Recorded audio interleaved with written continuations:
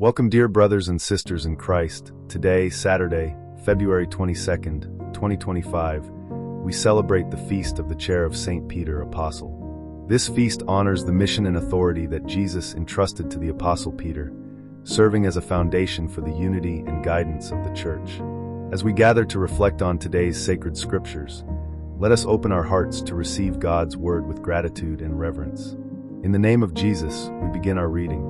First reading found in 1 Peter 5 verses 1 to 4.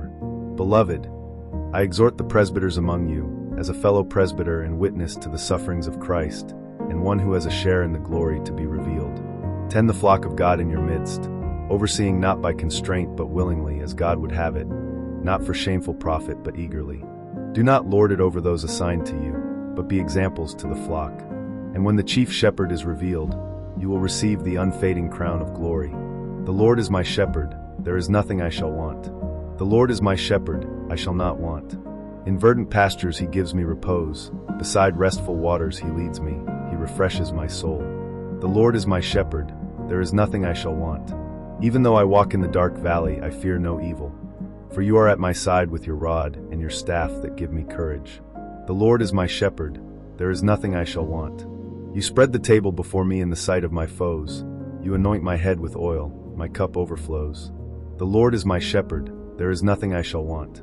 Only goodness and kindness follow me all the days of my life, and I shall dwell in the house of the Lord for years to come. The Lord is my shepherd, there is nothing I shall want. Today's Gospel according to Matthew 16 verses 13 to 19. When Jesus went into the region of Caesarea Philippi, he asked his disciples, "Who do people say that the Son of Man is?" They replied, "Some say John the Baptist, others Elijah, still others Jeremiah or one of the prophets."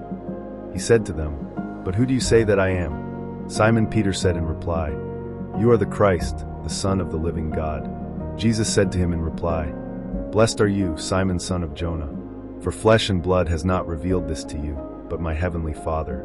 And so I say to you, you are Peter, and upon this rock I will build my church, and the gates of the netherworld shall not prevail against it.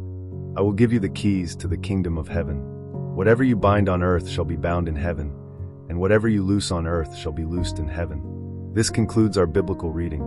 Let us thank God for allowing us to gather and read His Word.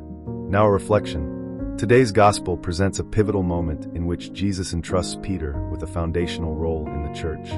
Peter's declaration, "You are the Christ, the Son of the living God," is a profound testament of faith, revealed to him not by man, but by the Heavenly Father. In response, Jesus designates Peter as the rock upon which he will build his church, granting him the keys to the kingdom of heaven. This passage underscores the significance of divine revelation and the establishment of spiritual authority within the church. As we commemorate the feast of the chair of St. Peter, we are reminded of the unity and guidance provided through this apostolic foundation. Let us reflect on our own faith and the ways in which we can contribute to the strength and unity of the church, following the example set by Peter. Here's a prayer for today. Almighty God, we thank you for the guidance and leadership you have bestowed upon us through your Apostle Peter and his successors. Strengthen our faith and unity as a church, so that, following Peter's example, we may boldly proclaim that Jesus is the Christ, the Son of the living God. May your Holy Spirit inspire us to be faithful witnesses of your love in the world. Through Jesus Christ our Lord. Amen. Thank you for joining us in reflecting on today's readings. We invite you to subscribe to the channel, share this message, and like the video so that more people can be reached by the Word of God. If you have any questions or comments, please feel free to leave them below. We would be delighted to respond. May God bless you and be with you always.